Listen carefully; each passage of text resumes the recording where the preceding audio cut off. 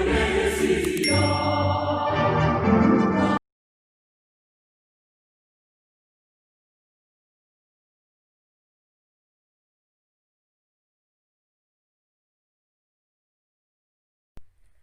saya hormati, Suster Kepala Sekolah, Bapak Ibu Guru sekalian, serta yang saya banggakan, teman-teman saya.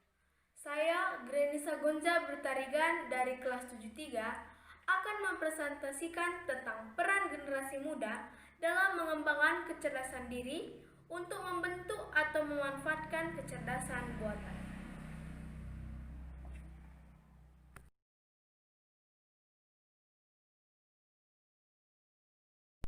Poin pertama yang akan kita bahas adalah apa itu kecerdasan buatan atau artificial intelligence. Kecerdasan buatan adalah kecerdasan yang telah ditambahkan oleh manusia ke dalam suatu sistem teknologi, diatur dan dikembangkan dalam konteks ilmiah. Secara garis besar, sebuah kecerdasan buatan dapat melakukan salah satu dari 4 faktor berikut. Yang pertama, sistem yang dapat bertindak layaknya manusia. Yang kedua, sistem yang berpikir seperti manusia. Yang ketiga, sistem yang mampu berpikir secara rasional. Dan yang keempat, sistem yang mampu bertindak secara rasional.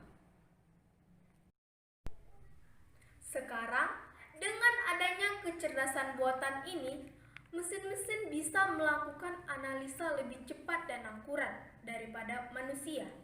Demikian juga diagnosa penyakit oleh dokter spesialis berpengalaman bisa kalah cepat dibandingkan kecerdasan buatan ini.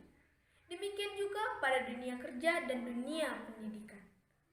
Khususnya untuk bidang pendidikan, ada beberapa produk kecerdasan buatan yang bisa digunakan untuk mendukung proses pembelajaran yang seharusnya diketahui dan dikuasai oleh guru dan siswa, antara lain Zoom, Quizzes, Google Classroom, dan lain-lain.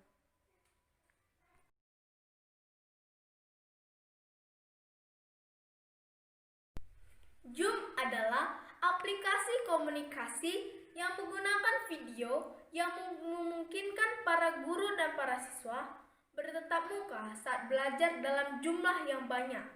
Sedangkan Quizzes adalah sebuah aplikasi untuk membuat permainan kuis interaktif yang digunakan dalam pembelajaran di kelas. Sedangkan Google Classroom adalah layanan yang dikembangkan Google untuk sekolah yang ditunjuk menyederhanakan, mendistribusikan, dan menilai tugas dengan cara tanpa kertas yang bertujuan untuk merampingkan file antara siswa dan guru. Beberapa aplikasi di atas merupakan inovasi dari kecerdasan buatan yang bisa kita akses melalui perangkat handphone, sehingga proses belajar mengajar antara guru dan siswa tidak lagi dibatasi oleh ruang dan waktu. Poin penting lainnya dari topik kita ini adalah tentang ekologi dan kaitannya dengan kecerdasan buatan. Yang pertama, kita harus pahami dulu, apakah itu definisi ekologi? Ekologi adalah ilmu yang mempelajari interaksi antara makhluk hidup dan lingkungannya. Misalnya, interaksi antara manusia dan alam sekitarnya. Tujuan akhir dari ilmu ekologi adalah terciptanya kelestarian lingkungan. Kalau kita simak berita belakangan ini, kita pasti mengingat berita tentang tutupnya toko retail. Misalnya Matahari, 7-Eleven, Lotus, dan beberapa toko yang lain. Menurut para pakar, tutupnya toko tersebut imbas dari bisnis online. Hampir semua sektor dilakukan secara online, dari memulai memesan makanan, pengiriman dokumen, ujian nasional, ujian masuk kerja, memesan makanan, semua dilakukan di dunia maya. Bahkan mencari penghasilan juga dilakukan secara online. Misalnya menjadi YouTuber yang saat ini sangat digemari oleh generasi muda. Dari uraian di atas, bisa kita lihat ada manfaat positif dari pemanfaatan kecerdasan buatan dengan kelestarian lingkungan. Misalnya, pembelajaran secara daring akan menghemat kertas dan mengurangi polusi udara dari transportasi para siswa dan guru. Dengan tutupnya toko-toko retail akan menghemat penggunaan listrik dan tanah.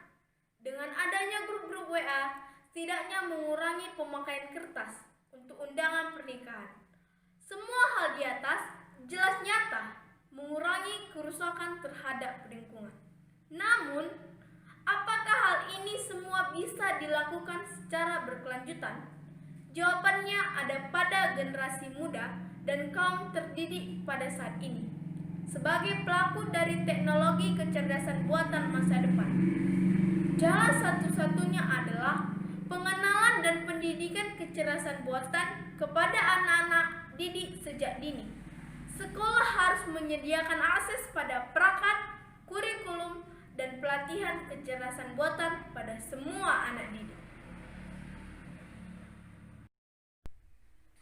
Namun, satu hal yang tidak bisa dilupakan adalah bagaimana setiap pendidikan tentang kecerdasan buatan ini harus selalu memperhatikan dampak-dampak yang ditimbulkannya, baik dampak sosial, budaya, ekonomi, dan secara khusus memperhatikan dampak lingkungan.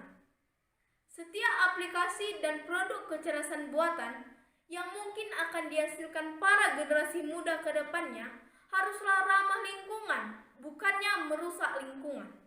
Agar pada akhirnya bumi kita yang satu ini bisa tetap menjadi rumah kita bersama, dulu, sekarang, dan rumah masa depan kita. Hadirin yang berbahagia, generasi muda adalah ujung tombak dari perjuangan bangsa ini. Generasi muda dituntut untuk mengembangkan diri, untuk membentuk kecerdasan diri. Membentuk kecerdasan diri bisa dengan memanfaatkan kecerdasan buatan atau menjadi pencipta kecerdasan buatan. Generasi muda tidak dituntut hanya untuk berdiam diri, tapi kita dituntut untuk kreatif, tampil dengan segala kekreatifan kita. Kita tetap harus menjaga kelestarian lingkungan kita.